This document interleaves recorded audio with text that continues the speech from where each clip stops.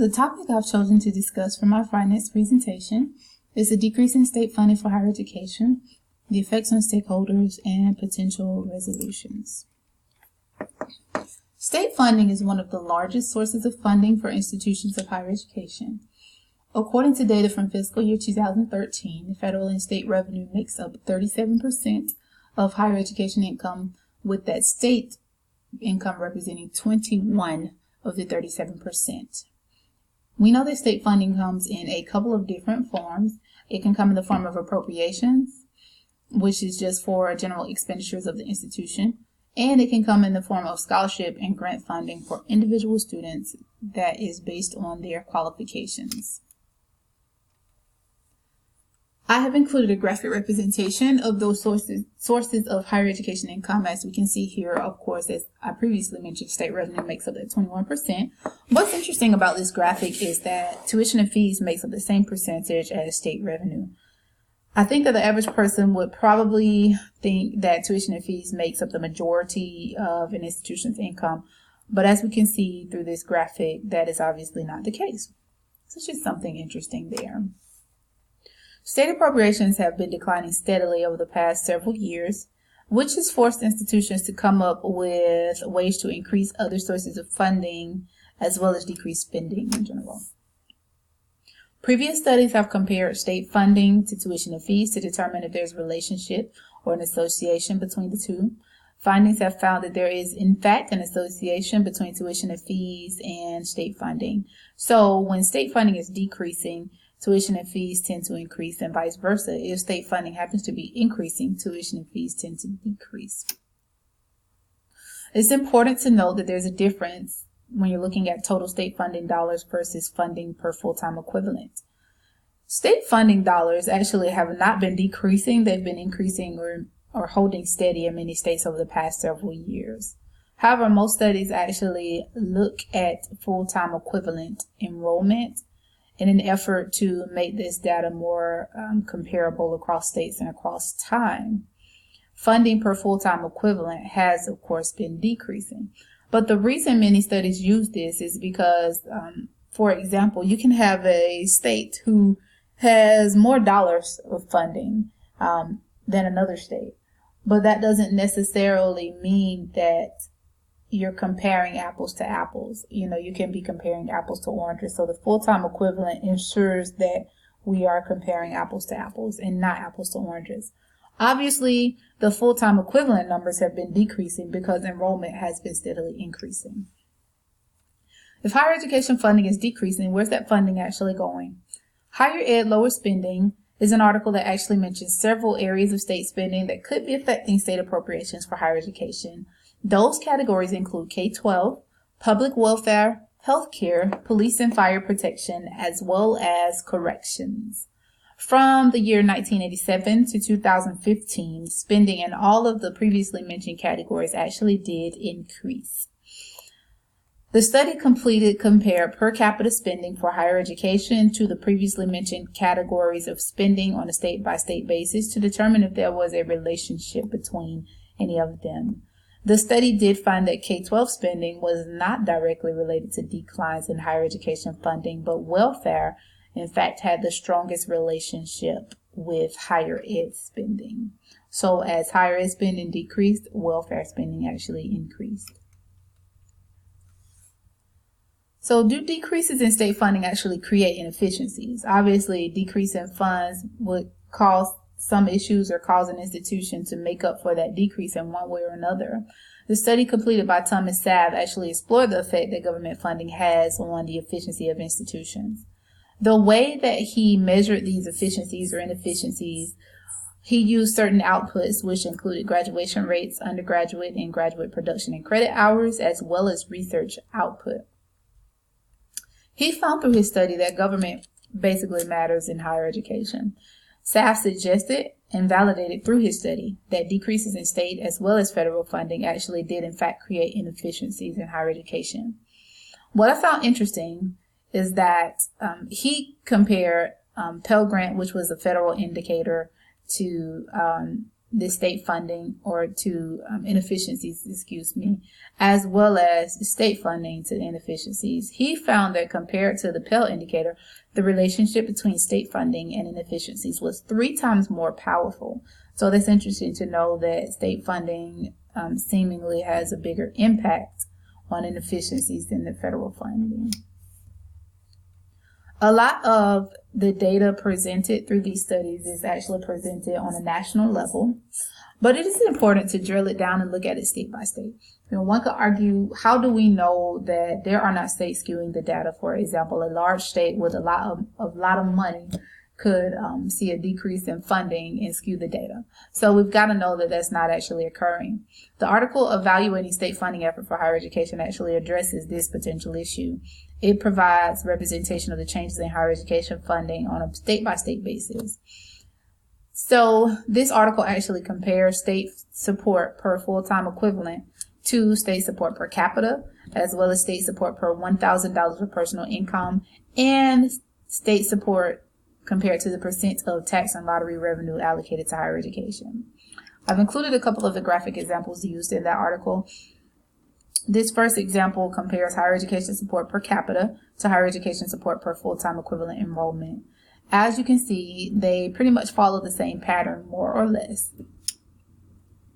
This figure actually compares tax and lottery allocations to higher education support per full-time equivalent. What I find interesting about this graph is that it seems as though tax and lottery allocations are affected by higher education support per full-time enrollment, but there's lag time in when those changes take place. And here is a representation of some state-by-state data. All 3 of the categories mentioned included graphs for their examples, but I've just included one here related to the change in the percent of tax and lottery revenue allocated between 2005 and 2015. So as you can see, the overwhelming majority of states saw a decrease in the percentage of tax and lottery revenue allocated to higher education. There are a handful of states here at the bottom of the graphic that did in fact see an increase, but most of those increases were minimal, with the exception of Wyoming and Alaska. I would be interested to know why their tax and lottery revenue allocated increased by almost 90% over that 10-year period.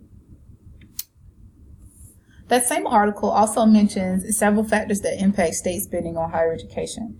Those factors are broken down into 3 categories, which are those that have a potential impact, that may not have information out there, enough studies completed to say that they in fact impact state spending on higher education, but it would just make sense that they do affect state spending on higher education. Then you have the category of those who have a proven impact beyond a shadow of a doubt. Studies have shown, and there is a lot of information out there to prove that they have an impact on state spending. The third category are those things that have some evidence of impact, maybe not as strong as the proven impact category, but there is some evidence that they impact state spending on higher education. So a couple of the potential impact category members are state reliance on natural resources, as well as increases in online shopping. So states that rely heavily on natural resources and have an abundance of them tend to be able to fund state spending on higher education a little bit better than other states, as well as, I would imagine, other funding categories.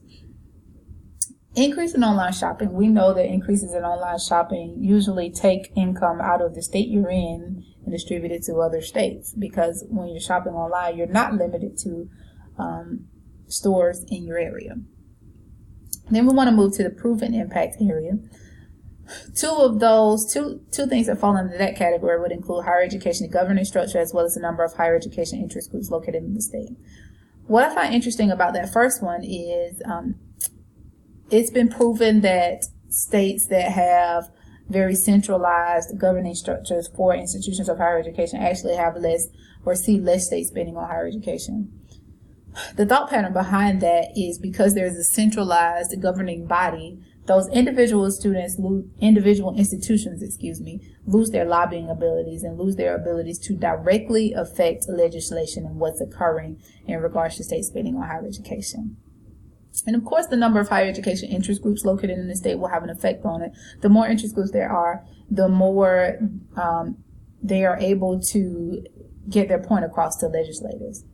And then there's a category of those that have some evidence of impact, but maybe not very strong evidence. And some things that fall under that category include state educational attainment rates, enrollment levels in public higher education, and household income. So what's the big picture? Ultimately, decision makers have to look at how decreases in state spending affect stakeholders and interested parties. Leaders then need to come up with approaches to compensate for the decrease in state funding. So let's take a look at how some of those stakeholder groups are affected. So students assume more debt in order to compensate for tuition increases. Loan default rates are increasing because the debt is increasing. Students are not able to complete programs of study sometimes solely due to their inability to pay, not because of their ability to succeed in the classroom, but because they can't afford it. More students are actually exploring the possibility of attending community college versus a four-year institution to help reduce their costs, or at least starting at a community college and then transitioning over to the four-year university. I intentionally skip Parent Plus loans because this one is particularly interesting to me as I work in the financial aid office. I do see more and more parents taking out Parent Plus loans. When I was in school, I didn't know what this was because I was fortunate enough not to need it. But essentially, this is more federal funding for parents that they can take out to help supplement the cost of education for their students. Well, the issue with this is that Parent Plus loans they're credit-based, but they only review adverse credit history. They don't review ability to pay or ability to repay. So let's just use an example. A parent could make $20,000 of income in a year and have 3 children in their house. So there's 4 people in the house on $20,000 of income.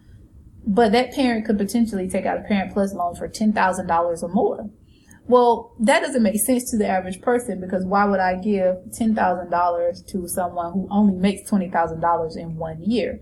It just doesn't make much sense. That's just an interesting caveat there.